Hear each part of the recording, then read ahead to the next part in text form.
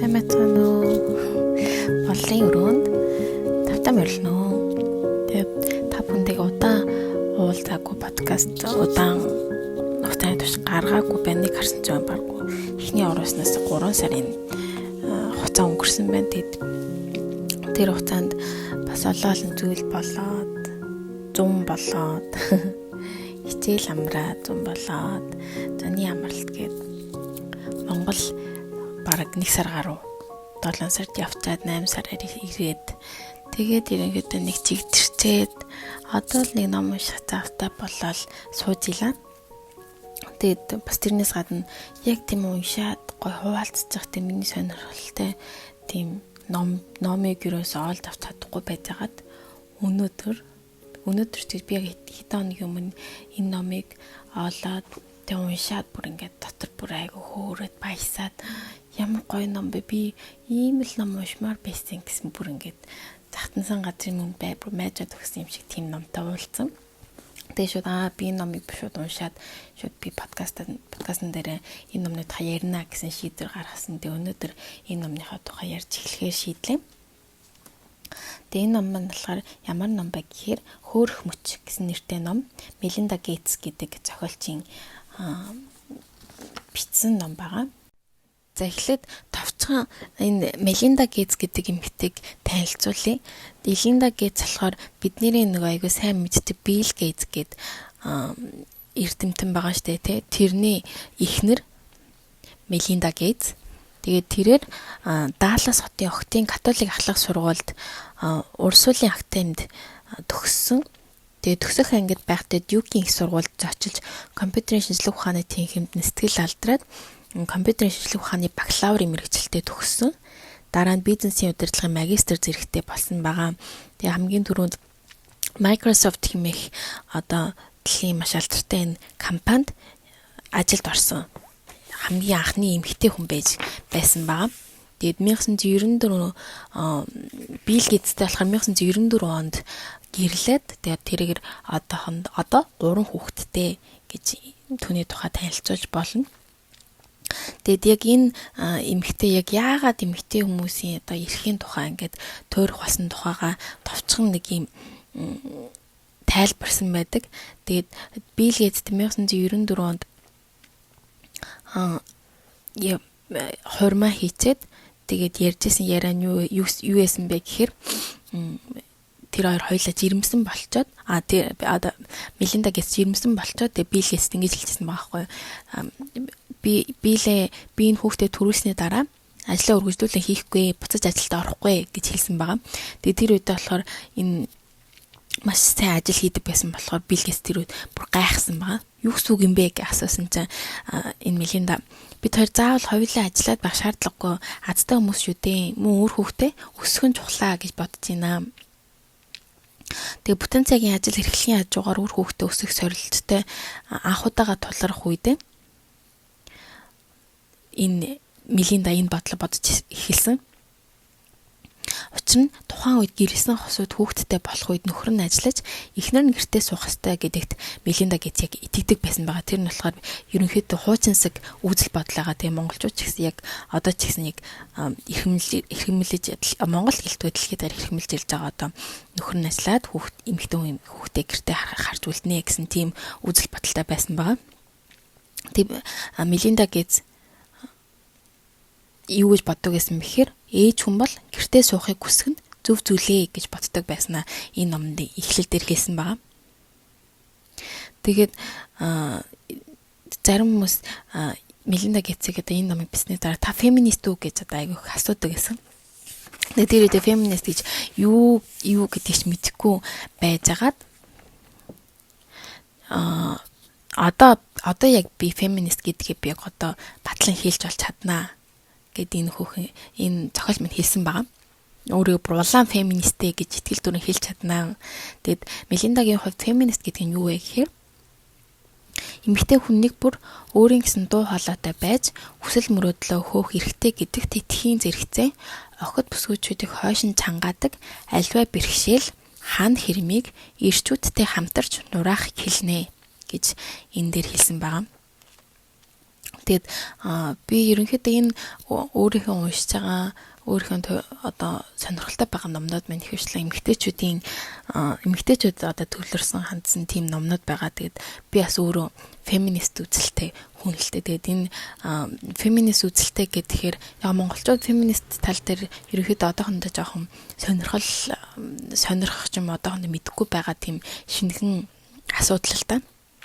Тэгээ миний бодож байгаа феминист яг ерөнхийдөө Мелиндатай ер нь адилхан эмэгтэй хүн болгон өөрийн гэсэн хүсэл мөрөөдлөө ингээд бүртээгээд өөрийнхөө хүсэл мөрөөдөлтөд итгээд тэгээд одоо тэр хүсэл мөрөөдлөө тээж байх хугацаанд одоо нийгэм болон нийгмээс ирж байгаа ямар нэгэн сорилт юм ба ямар нэгэн бэрхшээл даваануудыг туулж татах хэрэгтэй. Тэгээ тэр туулахтаа зөвхөн эмэгтэйчүүдийн өөрсдийг нь хүчээр биш эрэгтэйчүүдтэй хамтраад бүх эрэгтэйчээ эмэгтэйчээ бүх хөөсний хүмүүс хамтраад тэ ямар нэгэн хүсэл мөрөөдөл цаад болж байгаа бүх зүйлээ шийдвэрлэх. Тэгээ хамтарч нураахыг би миний хувьд эрхэмлдэг. Тэгээ тэр минь болохоор миний бодож байгаа тэр феминист үзэл байгаа.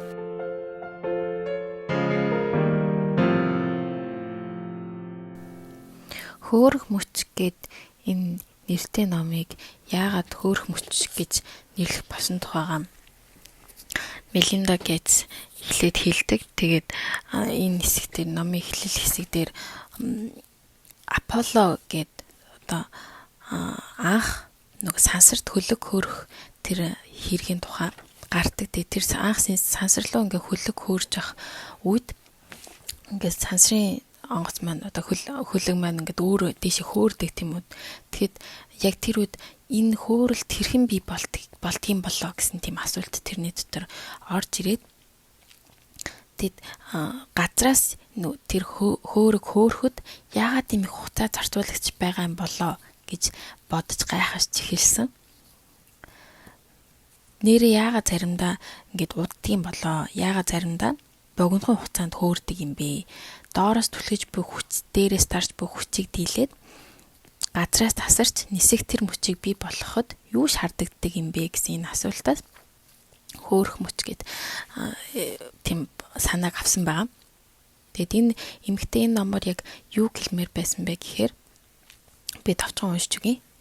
Бид хүмүүсийн тэр дундаа эмэгтэйчүүдийн хувьд хөөрөх мөчийг хэрхэн бий болгох вэ? Яагаад гэвэл эмэгтэйчүүдийг дэмжих нийт хүн төрөлхтнийг тэтгэж байгаа тутганыг билээ. Мөн хүмүүсийн сэтгэлд хөөрөх мөчийг хэрхэн бий болгож улмаар эмэгтэйчүүдийг өргөх хүслийг нь яаж бадраах билээ. Учир нь заримдаа эмэгтэйчүүдийг дэмжихийн тулд тэднийг доош нь дарахаа болох хангалттай байдаг шүү гэсэн тухай ерөнхийдөө эмэгтэйчүүдэд төлөвлөсөн ном байгаа. Магадгүй феминист гэсэн тийм бодлоготой ном гэж хэлж болно. Тэгээ феминистийн тухай би жоохон байж байгаа ахаад дуртах болно. Тэгээд энэ номыг яг ингээд дүүгэн хэлсэн юу хэрэг эмэгтэйчүүд хэрхэн ингээд бай газраас хөөрөх вэ? Тэр хөөрөхөд яг юу туслах вэ? Ямар үзэл бодол хэрэгтэй, ямар тусалцаа хэрэгтэй юм бэ гэсэн тийм ерөнхий агуулгатай ном байна. Тэгээд бас энэ номыг ингээд тавчхандаа ингээд дурдсан юу гэхээр хаалтан уншиж өгье. Хизээ хүүхдтэй болохоо өөртөө шийдэхийг хүсдэг боловч чаддаггүй олон зуун сая эмэгтэйчүүд дэлхий дээр байдаг гэдгийг өнгөрсөн хугацаанд би олж мэдсэн гэдэг Мелинда Гейтс өөрөө бичсэн байгаа хгүй. Тэдэн жирэмслэлтээс хамгаалах юм бүтээгдэхүүн олддоггүй ажээ. Гэхдээ охид эмэгтэйчүүдийн эрхийн асуудал үүгээр хязгаарлагддаггүй. Хинтээ хизээ гэрлэгээ шийдэх хэрэг, сургуульд явах хэрэг, орлоготой байх, гэрээсээ гадуур ажиллах, гэрээсээ гарах, өөрсдийнхөө мөнгийг зарцуулах, төсөв захиран зарцуулах, бизнес эрхлэх, зээл авах, үл хөдлөх хөрөнгө эзэмших, нөхрөөсөө салах, эмчид үзүүлэх, сонгуульд өрсөлдөх, дугуй унах, машин барих, дээд боловсрал эзэмших, компьютерийн шинжлэх ухаанаар суралцах, хөрөнгө оруулагч болох. Тэхийн зарим нэг хэсэгт эмэгтэйчүүд дээр эрхүүдийг хязгаарласан байдаг. Түүнчлэн зарим оронд үүнийг хуулиар хоригдсан байдаг бол заримд нь хуулиар зөвшөөрсөн ч соёл ёс заншлаараа цээрэлсэн байх нь илбэг байдаг гэд одоо эмэгтэйчүүд яг эрх яг юун дээр алдагдчихин. Тэгэд яг ямар талбар дээр алдагдаад яг тэр эмэгтэйчүүдийн эрхийг нийгэм, хууль, ёс заншил болон шашин хэрхэн ингэж дарж байгааг энэ ном дээр өгүүлсэн байгаа. Тэгээд энэ ном маань болохоор 9 бүлэгтэй юм байна. Нэгдүгээр бүлэг нь агуу санааны үүсэл биний сая хэлсэн хэсэг болохоор нэгдүгээр бүлэгт багтана. Тэгээ хоёрдугаар бүлэг нь болохоор эмэгтэйчүүдийг эрх мэдэлжүүлэх нь. Тэгээд их үрсийн эрүүл мэнд сэдвэр хөндөд, гуравт нь гэр бүл төлөвлөлтийн тухай, дөрөвт нь охидын боловсролын тухай, тавдугаар бүлэгт нь цалингүй ажил гэдэг нь болохоор эмэгтэйчүүдийн нөгөө нэг гэр орны ажлыг хэлж байгаа байхгүй. Тэр тухай хүндсэн байсан. 6 дугаар бүлэгт нь хүүхдийн гэрлэлт, 7 дугаар бүлэгт нь хөдөө аж ахуйн салбарын эмэгтэйчүүд, 8 дугаар бүлэгт нь ажлын байран дах эмэгтэйчүүд, 9-т нь хамтдаа бид хүчтэй гэсэн ийм 9 сэдвээр энэ номыг бичсэн байсан. Тэгээд би болохоор өнөөдөр эхний 3 хэсгийг энэ өнөөдрийн болондоо танилцуулах болно. Тэгээд энэ номны зарим хэсгийг уншаад, тэгээд зарим хэсэгт нь болохоор миний өөрийн бодож байгаа бодлоо хуваалцах болно. Би хамгийн анх хэлсэн Мелинда Гейтсийн тухай танилцуулгатай яагаад энэ номыг бичих болсон санаа нь болохоор энэ нэгдүгээр бүлэг болох агуу санааны үүсэл дээр байсан. Тэгээд одоо болохоор би шууд 2 дугаар бүлэг болох их үрсийн эрүүл мэнд, тэгээд 3 дугаар бүлэг болох гэр бүл төлөвлөлтийн тухай яриад эхлэх болно. Билл ба Мелинда Гейтс сангаа 2000 онд байгуулад тэг Гейтсийн боловсролын сан болон Уильям Гейтсийн сан хоёрыг нийлүүлж ингээд ийм боловсролын сан байгуулсан байгаа. Тэгээд энэ боловсролын сангийн үйл ажиллагаагаар 1993 онд буюу энэ хоёр гэрлэхээс 1 жилийн өмнө Африкт хийсэн аяллаа үеэр ерөнхийдөө энэ боловсролын санных нь үйл ажиллагаа эхэлсэн байгаа. Тэгээд тэр тухайн үед болохоор хүмүүсийн аж амьдралыг дээшлүүлэхийн тулд ямар хөрөнгө оруулалт хийх талаар тийм судалгаа хийжсэн байгаа. Тэгээ Африкт очиод Африкийн хүмүүстэй ингээд хүмүүсийн амьдралын тухай судалгаа хийхэд тэр үед ямар зүйл болсон бэ гэхээр хүүхдүүдийн амь нас Африкт маш ихээр алдагдчихсэн.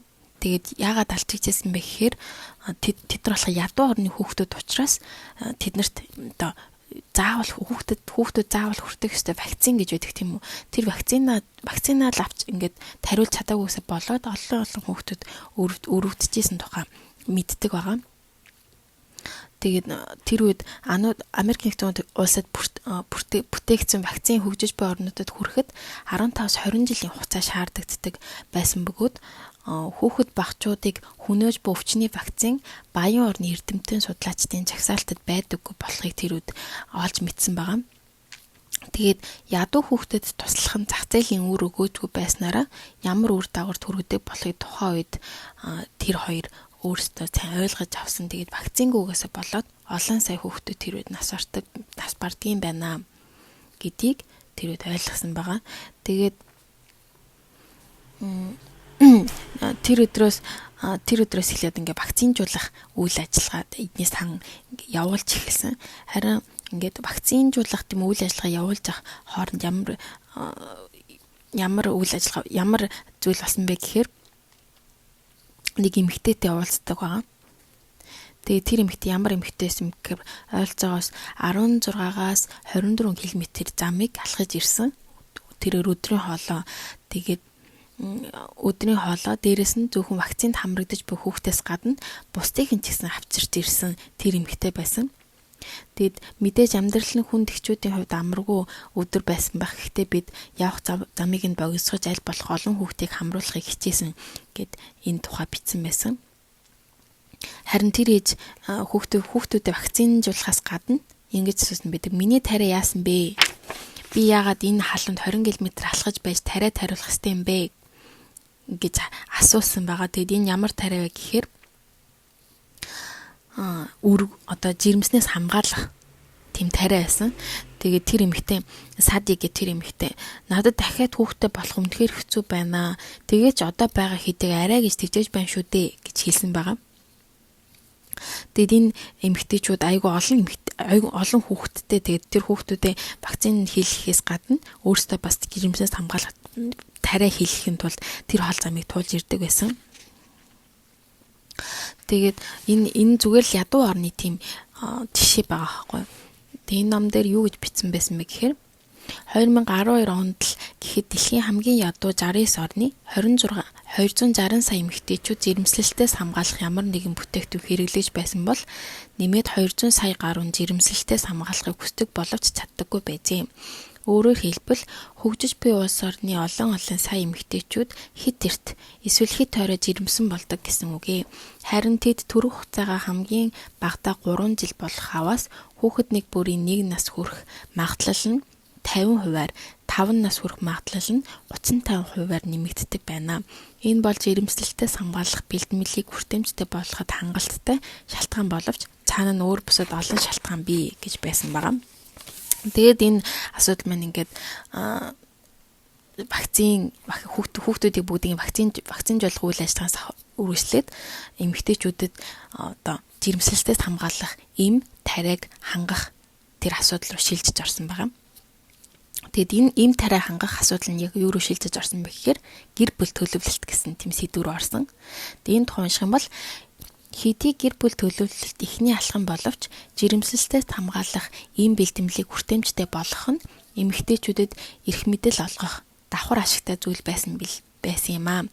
Чухамдаа гэр бүлээ төлөвлөж чадна гэдэг, хизээ хүүхэдтэй болохоо шийднэ гэдэг эмэгтэйчүүдийг хойшин чангаадаг олон саад бэрхшээлийг нураах гол түлхүүр юм аа гэж гарсан байгаа. Мэдээж эмэгтэйчүүд хүүхэд гарах чухал тийм үү? Би ч гэсэн хүүхэд гаргасан, олол эмэгтэйчүүд хүүхэд гаргасан ч гэсэн хүүхэд гарах нь мэдээж зөв зүйл, харин хүүхдээ хизээ гаргахаа шийдэх нь харин эмэгтэйчүүд ирэх юм а гэдгийг энэ ном дээр гаргасан байгаа л та. Тэгээ энэ хэсгийг уншаад надад үнэхээр бүр гайхалтай, яг зөв штэ, үнэн штэ гэж тийм бодол төрсөн. Яг л эмэгтэйчүүд хизээ хүнтэй суух уу гэдэг өөрөө шийдэж болдог ч гэсэн хизээ хүүхдээ гарах вэ гэдэг талаар хүнтэй суусны дараа ингээд тэрийгэ шийдэх тал дээрээ эмэгтэйчүүд айгүй эрхэн суларч эхэлдэг л те. Эмэгтэйчүүд өөрөө хүүхдээ гаргаж иж өөрөө хизээ хүүхд гарах вэ гэдэг тэр асуудалтай өөрөө шийдвэр гаргахад айгүй эрхэн багассан байдаг. Тэгээд тэр тал дээр бас надад айгүй сэтгэл энэ хэсгийг уншиж сэтгэл аяг хөдөлсөн. Гэр бүл төлөвлөлт нь маш чухал юм байна. Хизээ хүүхэдтэй болохоо төлөвлөнө гэдэг нь хүүхэдтэй болохоо шийдэх нь эмэгтэйчүүдийг хойшин чангаадаг олон цаад бэрхшээлийг бүр нураах хамгийн гол түлхүүр юм а гэдгийг би энэ хэсгээс уншаад айгүй ойлгох санаа нийлсэн байгаа. Тэгээд эмэгтэйчүүд гэртээ суугаад ямар нэгэн санхүүгийн үйл ажиллагаа байхгүй, орлого байхгүйгаас болоод эмэгтэйчүүд эрх мэдэл нь улам багасч идэг. Гэр бүлдээ эзлэх эрх мэдэл нь багасч идэг. Харин эмэгтэйчүүд илүү эрх мэдэлтэй болоход санхүүч юугаарч эрх мэдэлтэй болох тусам гэр бүл цэцэглээд эргээд нийгэм бүхэлдээ сайжирдаг гэсэн байгаа. Энэхүү уялдаа холбоо дараах энгийн үнэн дээр суурилсан байдаг. Гадуур хогцсон хүмүүсийн оролцоог нэмэгдүүлэх аваас хүн бүр хочдог. Үүний нэгэн адил хэрвээ охид бүсгүүчүүд буюу энэ дэлхийн хүн амын тэн хагасыг эрх мэдэлжүүлэх аваас бүгдээрээ л үр шимийг нь хүртэх нь гарцаагүй юм аа. Хүйсийн эрхтэгч байдал хүн бүрийг өргөх болно гэж гарсан байгаа. Тэгэд энэ дээр болохоор ямар жишээ хэлсэн бэ гэхээр гэртээ суунгууд хадам мэйжтэй ингээл ад болол нөхөрдөө ч ад болол тэгээ чи ер нь тэг нийгэм ингээд хэр их мөнгө хурааж ийн мөнгө олж ийн гэдгээр хүнийг аягүй дүгндэг болцсон. Энэ нийгэмд бид нэр ямар ч цалингүйгээр гэртээ хүүхдээ харж суухад маш их ад болдог тухай гарсан байгаа байхгүй. Харин хүүхдээ ядагсан хажуугаар нь ямар нэгэн орлоготой байгаа тохиолдолд хадам мэйжтэй хөндлүүлэх юм уу, нөхөрдөө хөндлүүлэх юм уу, тийм жишээг энэ урд нь дурдсан байгаа.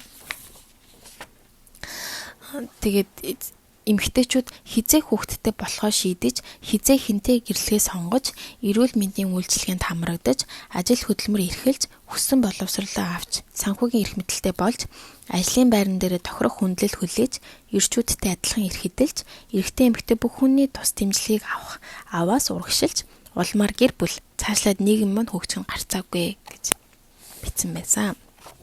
Энэ тал дээр үнэхээр сэтгэл санаа нийлсэн шүү. Тэгэд ядуурл гэдэг зүйлийн тухай энэ дээр айгу дурдсан байдаг. Тэгэд ядуурл гэдэг одоо нийгмийн ядуурлаас болоод хүүхдүүд аяг хүүхдэг. Хүүхэд ч байна. Одоо жишээлбэл түрүүн ярьсан шиг тийм вакцингүй болоод вакцин авч чадахгүйгээс болоод хүүхдүүд нь өөхөх ч юм уу тийм. Эсвэл хэд ойрхон хүүхдүүд төрдгөөс болоод эмэгтэйчүүдтэй тийм нийгэмд үзүүлэх одоо ямар нэгэн үр нөлөө байхгүй учраас ч юм уу тий нийгэм бүхэлдээ ингээ ядуурл донд байгаад одоо жишээл Африк ч юм уу олон тийм ядуусууд байгаа шүү дээ тий. Ядуурл бол гэр бүлийн асарч хамгаалж чадахгүй байхын нэр юм а гэж энэ хүн хэлсэн байгаа. Ядуурл гэдэг нь үр хүүхдийн амь насыг аварч чадахгүй байхын нэр юм а.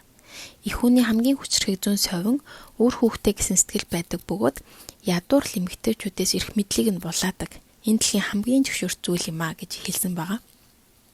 Хэрвээ та ядууралтай үр дүнтэй аргаар тэмцэхэн зэрэгцээ эмэгтэйчүүдийг эрх мэдлжүүлэхийг хүсэж байвал ээжүүдэд үр хүүхдээ хамгаалахад нь туслах хэрэгтэй. Үр хүүхдээ хамгаалах гэдэг нь болохоор ямар учиртай үгүй гэхээр тэ эмэгтэйчүүд одоо жирэмслэлтэд өөрөө тохируулаад тэ жирэмслэлтэд тохируулж ийн гэдэг чинь хизээ хүүхдэд одоо гаргахаа өөрөө шийдээд тэгээд эхлээд гаргасан хүүхдэд үнэхээр хайраар дүүрээд хайраар бэлхавлаад сайн боловсруулаад тэр хүүхдэд цагаа бүрэн зарцуулаад тэгснийхээ дараа ойролцоогоор 3 жилийн дараа хүүхдэд болж ич өөр хүүхдэд хамгаалах гэж энэ ном дээр хэлсэн байгаа байхгүй. Тэрнээс биш тэгээ нэг хүүхдээ арай гэж гаргаал жилийн дараа ахиж нэг хүүхдээ гаргаал тийм гот нөгөө ихний гаргасан хүүхэд нь орхигдвол тэгээд тийм маягаар одоо ядуу буруу орнуудад тийм маягаар айгүй олон хүүхэд гаргаснаар олон хүүхдүүд эхээсээ хайр авахыг дутагтаад тий олон хүүхдүүд гэр бүл нь ядуу учраас вакцин хийж чадахгүйгаас болоод үхээд ч юм уу идэхэмгүй болсноосоо болоод хөх ч юм уу өвдөх ч юм янз бүрийн байдлаар өөр хүүхдэд нийдж байгаа тухай гарсан байхгүй. Тэгээд энэ ээжүүдэд харин өөр хүүхдэд хамгаалахад нь туслах хэрэгтэй. Тэгэд ямар аргаар вэ гэхээр түрүүний хэлсэнчлэн тэг ийм одоо жирэмслэлтийг тохируулах юм уу тариа юм уу тэг гэр бүл төлөвлөлтийн тухай заах хэрэгтэй гэж энэ эмэгтэй дурдсан байгаа. Тэгээд зохиолч маань хэлсэн байгаа. Миний туршлагаас харахад хөгжиж буй болоод хөгжингийн улс орнуудын эхчүүдийн хүсдэг зүйлсийн хооронд тийм ч хялгаа байдаггүй. Бид бүгдээрээ л үр хүүхдээ аюулгүй, эрүүл өсгөж, аз жаргалтай байлгаж, онд сургаж, нөөц бололцоо, авяас чадварыг нээж, нийгэмдээ хувь нэмрээ оруулдаг иргэн хүн болохыг буюу хайрлуулахыг хүсдэг. Цаашлаад өөрсдийгөө ч гэсэн эрүүл байлгаж, нөөц бололцоогоо дайчилж, нийгэмдээ хувь нэмрээ оруулахыг зорддог билээ. Тэгвэл энэ бүх зүйлсийг хийж гүйцэтгэхэд гэр бүл төлөвлөлт чухал үүрэгтэй гэдэг нь илэрхий байваа гэд гэр бүл одоо төлөвлөлтийн тухай маш чухалчл хэлсэн байгаа. Тэгээд энэ зохиолч маань Малави улсад зочлох үед тохиолдсон зүйлийг ярьсан л та. Тэгээд Малави улсад очиод тэр улсын эмнэлгийн үйл ажиллагаатай танилцах үед одоо вакцины үзлэгийн доохын гэр бүлийн төлөвлөлтийн өрөөнүүд байсан. Тэгээ тэр өрөөнд нэг эмэгтэй жирэмслэлээс хамгаалах тариагаа хэлэхээр ирсэн боловч тариа нь одоо байхгүй байсан. Тэгээд тариа байхгүй, тариа дууссан гингуудаа бэлгэвч хэрэглэе гэд хэлсэн байгаа. Тэгээд бэлгэвч нь болохоор жирэмслэлээс сэргийлэхийг хүсдэг гэдгээр тэр эмэгтэйчүүдэд бол тус болохоос илүү ус болох нь ихээ гэж дорцсон байсан. Тэр зочилж ирсэн эмэгтэй юу гэж хэлсэн бэ гэхээр хэрвээ би нөхрөөсөө бэлгэвч хэрэглэхийг хүсвэл зодуулах нь гарцаагүй. Яагаад гэвэл энэ нь нөхрөө эсвэл өөрийгөө бусадтай явуулдаг доогтой гэж хэлж байгаас өөрсдөө зүйлээ гэж хэлсэн байгаа. Иймээс бэлгэвчийн хэрэгцээ бага байдаг боловч жирэмслэлтэд хамгаалахын бэлтгэлийн хангалттай нөөцтэй гэж тайлгандаг ихэнх эмнэлэгт бэлгэвчээс үр зүйл байхгүй байдаг нь харамсалтай санагцсан гэдэг чийсэн. Тэгээ тэр эмэгтэй юу гэж хэлсэн бэхээр одоо тэр үед тэгээд имээ одоо тариагаа тариулж чадаагүй. чадаагүй өнгөрсөн байгаа. Тэгээд тэр одоо зохиолч маань иймээс тэр өдөр уулзсан эмэгтэйчүүдийг хитэн тариа тасарснаас болоод жирэмсэн болохыг би хэлж мэдэхгүй байна гэж хэлсэн. Тэгээс гинтийн жирэмсэлд одоо байгаа хүүхдүүдтэй чадан ядан тижээж буй эсвэл хит хөгшин, хит залуу, өвчтөд тэр эхчүүдэд ямар хүнд тусахыг би мэднэ. Чухамдаа одоо тэр эмэгтэй Мина гэсэн эмэгтэй байсан л да. Минатай уулзнаар жирэмсэлтээс хамгаалах энэ бэлтгэлийн талаар ойлголтгүй бүсгүүчүүдийн талаар би олж мэдсэн бол Малавид мэддэг ч гэсэн олж авч чаддаггүй эмэгтэйчүүд байдаг гэдгийг ойлгох болсон. Хэрвээ эмэгтэй хүн жирэмслэх хугацаагаа холдуулах аваас их үрсийн эндэгдэл буурч хүүхдийн эрүүл өсөж тойрных магадлал нэмэгдэж хүүхэдтэй зарцуулах илүү их цаг болоод эрч хүчтэй болдог төдийгүй боловсрол хэрэглээнд зарцуулах гэр бүлийн нөөц боломж цайзардаг азээ. Хэдий жирэмслэлтээс хамгаалах үүнээс илүү найдвартай шалтгаан гэж үгүй боловч хамгийн их орхицдаг нь харамсалтай гэсэн байгаа. Тийм тухай тариа тасарсан байдаг учраас ийм жирэмслэлтээс хамгаалах ийм бас чухал юм а гэдгийг энэ ном дээрээс дурдсан байсан. Тэгээ мөн нэгэр улсад хүүхдийг ивэх цангийн тайланд нь нэгэр улс бол их хүн байхад хамгийн тохиромжгүй газраа гэсэн тийм одоо газар гэдгээрээ танигдсан байдаг юм байна л да. Тэгээ тэнд болохоор 19 настайтай хүмүүс нөхөрт гардаг. Нэгэр улсын нийт тогтын 76% нь 18 нас хүрээгүй байхтай гэрэлдэг байсан. Тэгээд тэр нэгэр улсад одоо энэ Мелендагийн уулзсан нэг эмэгтэй байсан бөгөөд тэр эмэгтэй 36 настай 6 хүүхэдтэй байсан гэсэн тухай гарсан. Тэгээд үргэлжлүүлээд уншихад би энэ номноос яг энэ хэсэг нь надад айгүй таалагдсан. Одоо хамгийн гол нь гэр бүлээ төлөвлөх хэрэгтэй, хизээ хүүхдээ гаргах, хизээ жирэмслэх тухайга төлөвлөцгөөё гэсэн тийм уурайтайгаар энэ зохиолч маань бичсэн байсан л та. Харин одоо гэр бүл төлөвлөөд эмэгтэй хүн ийм угаад ч юм уу одоо тариад хариулаад гэр бүлээ төлөвлөөд одоо жирэмслэхгүй байх тэр арга нь эмэгтэйчүүдч болон нийгэмд танигдаагүй байдаг. Харин энэ тухай одоо улс орн, нийгэм, шашин эсвэл одоо хэд одоо дээр үеийн тэр уламжлан ирсэн тэр үзэл бодлоос болоод энэ бүх зүйл айгуу тийм хаалттай, бас хориотой зүйлүүдийн нэг болцсон байсан. Энэ тухай би бас өөрийнхөө бодлыг хуваалцах юм бол жишээлбэл үерхдэг хэрнээ одоо Монголд ч ихтэй зөндөө тэгтээ үерхдэг хэрнээ удаан хугацааны турш үерхсэн.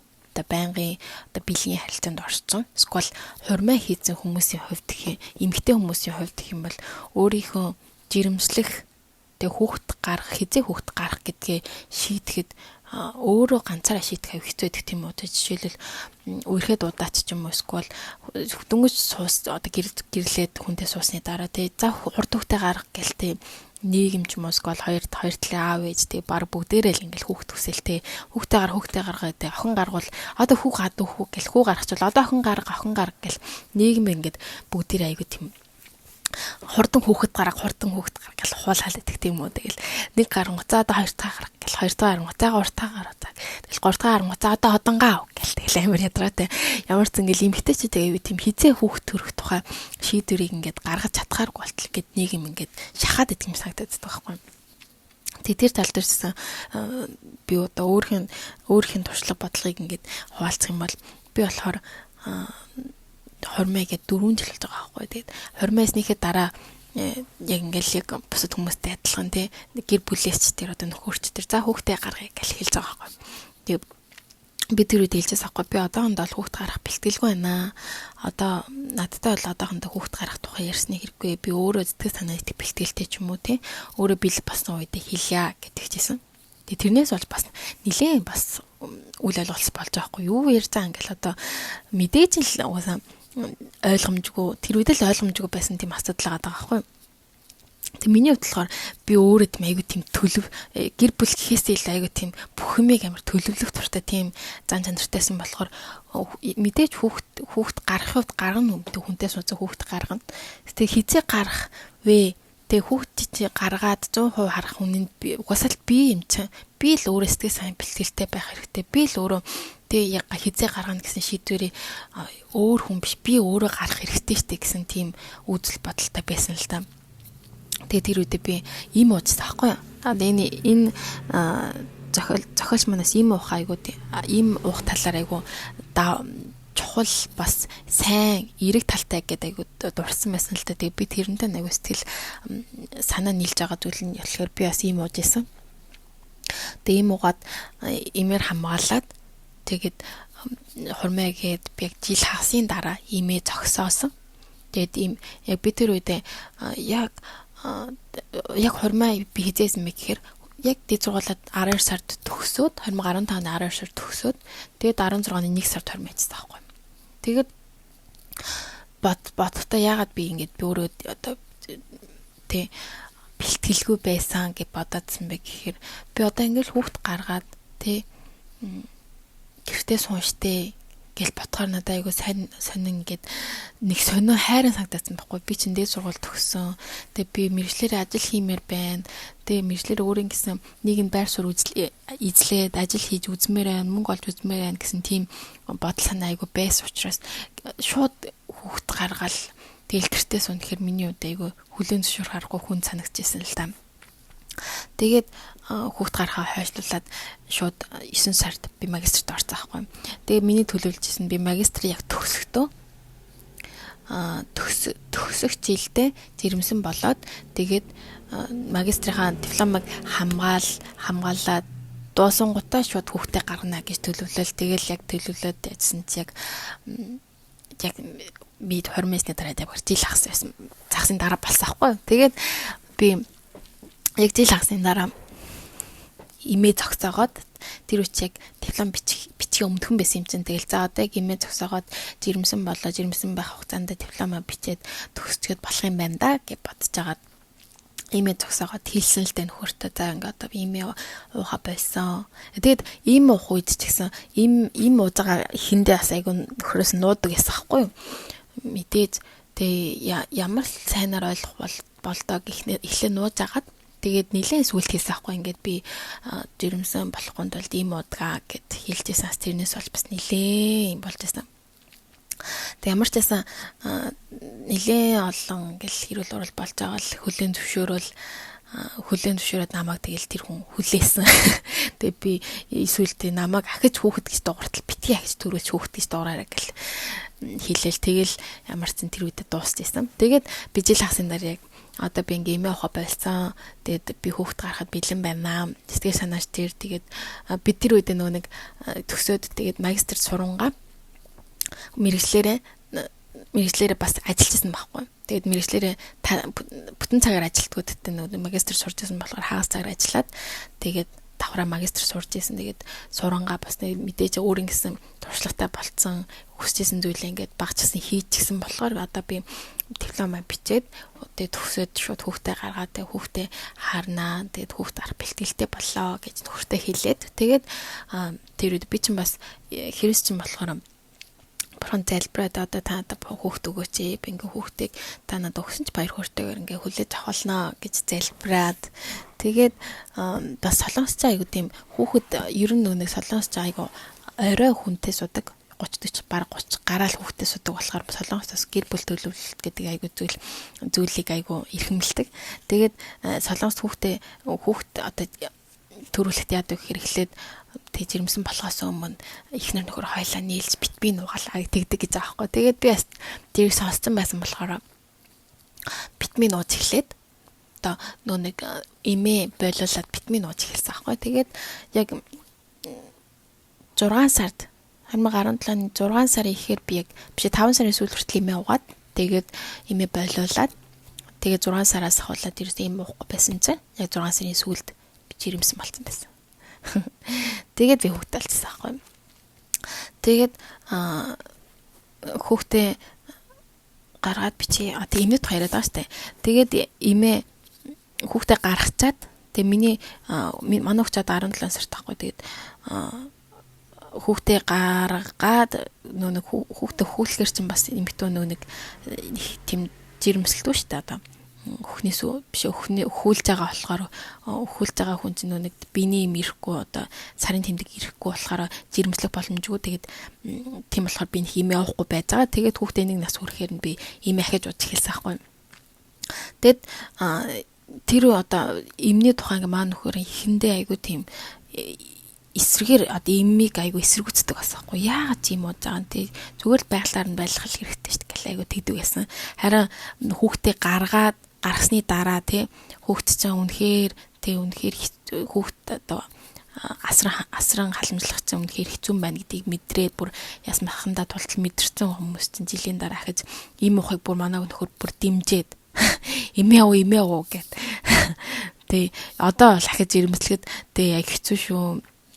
Тэ нэгийг одоо яа гэж дахиад нэг хүүхэдтэй болох хэцүү шүү гэдэг угаасаа тэр тал дээр ингээд хоёлаа санаа нийлээд ингээд дахиж имээ авч эхэлсэн л тэ. Тэгээ яагаад имийн тухай яриад байна гэхээр одоо жирэмслэлт хамгаалахын имийн тухай хэр баргийн одоо Монгол эмэгтэйчүүд сайн мэддэг. Тэгээ одоо жирэмслээс хамгаалах аргууд юу гэдэг гэхээр одоо монголчуудын сайн мэддгээр нэгт нь бэлгэвч гэдэг тийм юм. Хоёрт нь сквал спираль тавиулна. Одоо суцсантай спираль тавиулна. Гуравт нь им гэсэн тийм арга байгаа байхгүй юу. Тэгээ харин нэг одоо хоёр дахь тэр спираль тавилгыг аягүй эмэгтэйчүүд аягүй хийдэг болсон байлээ л дээ. Тэгтээ спираль тавилаад тэр нь бас аягүй таарахгүй байна гэл тэгсэн тийм тохиолдол аягүй байдаг юм байлээ л дээ. Тэгээ би спираль тавилга аягүй тийм зөв арга бол биш мөн гэж биш гэж би боддог. Яг гэвэл спираль тавиулах арга болохоор яг судсан тавьдаг арга байдаг чинь судсан тавих арга чинь бас тийм сайн гэж бас сонсож байгаагүй.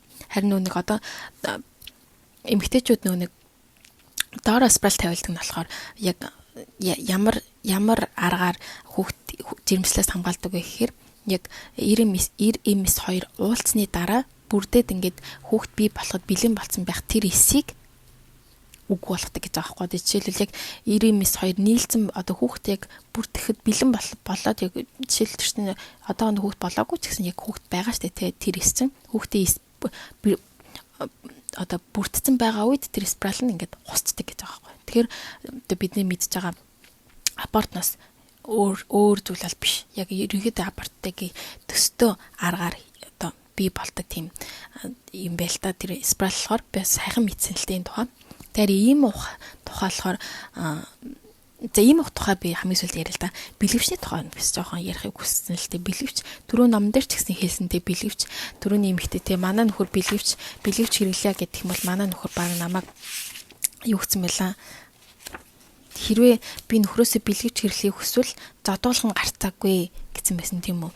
Эмэгтэй хүн эрэгтэй хүнтэй ч юм уу те одоо үерхээ дутцсан тохиолдолд байнга бэлгийн харьцаанд орсон эмэгтэй хүмүүс. Гэтэ би бас хурмаа хийсний дараа ихнэр хүн одоо энэ нөхөртөө бэлгэвч хэрэглэе гэд хэлэх нь тийм амархан зүйл биш тийм үү. Мэдээж бэлгэвч маш ихээр зардаг ч гэсэн тэр бэлгэвч нь одоо тийм зүгээр хөнгийн бэлгийн харьцаанд орох зорилттой хүмүүст ингээд гаргасан байгаа байхгүй юм. Яг тийм гүнзгий тийм харилцаанд орсон хүмүүсийн хувьд хооронд бэлгэвч хэрэглэе гэдгийг хэлэх ч юм уу те бэлгэвч хэрэглэх аргаар бид жирэмслэлтэд тохируулах арга нь болохоор төдийлөн тийм хэрэглэгддэг арга бол биш байгаа байхгүй юм. Яг энэ тал дээр бас миний бодож байгаа нь бас яагаад тий заавал жирэмслэлтээс хамгаалахыг эмэгтэйчүүд хийх ёстой юм бэ гэдэг тал дээр миний бас жоохон эсрүүслэс байдаг л да. Яг тэр тухай дараа яриа гэдэг байхгүй.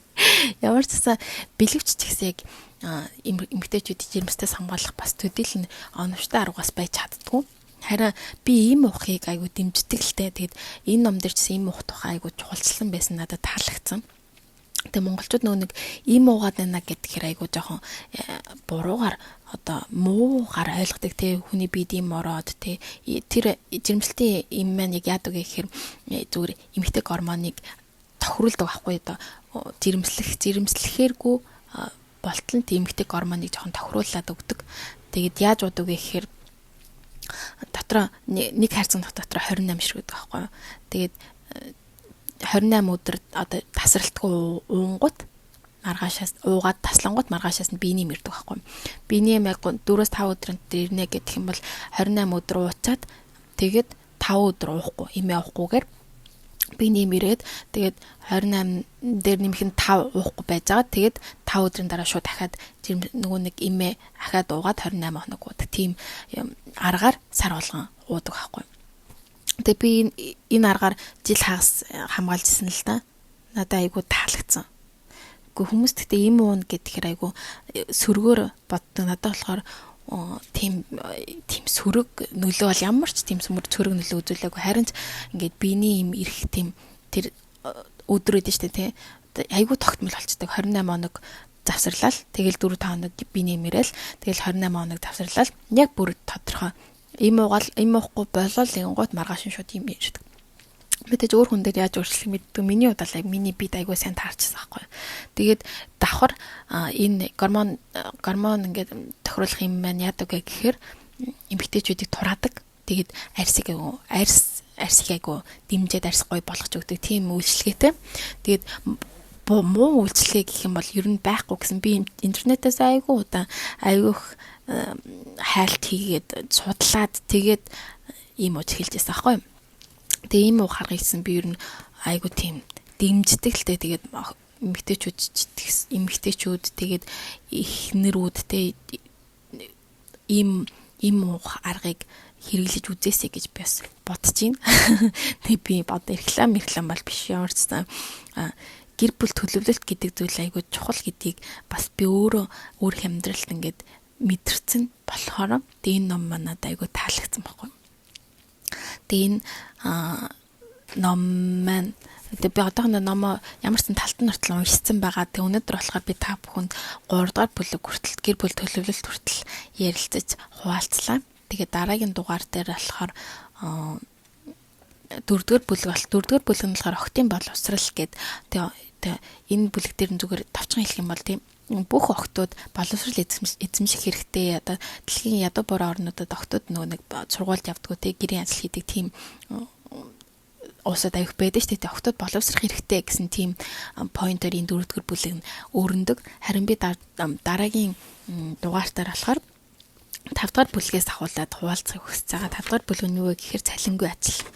Цалингүй ажил тэгээд үргэлжлүүлээ дараагийн бүлгүүдийг ярилцаад явах төлөвлөгөөтэй байгаа. За тэгээд өнөөдрийн дугаараа үгээр өндөрлөө. Маш сонирхолтой сэдвэр яриад би өөрөө бүр халаад яриад явцлаа. Тэгээд дараагийн сэдвэрээ ахаад уулзах болно. Тэгээд энэ сэдвүүд маань маш чухал юм байна гэдгээ бас ойлгосон. Тэгээд та нар бас өөрсдөө их юм бодлыг надтай хуваалцж өгөөрэй. Эсвэл надаас асуух зүйл ч юм уу тийм зүйл байл надаас чөлөөтэй асууж болно шүү. За баяртай, дараа уулзцгаая.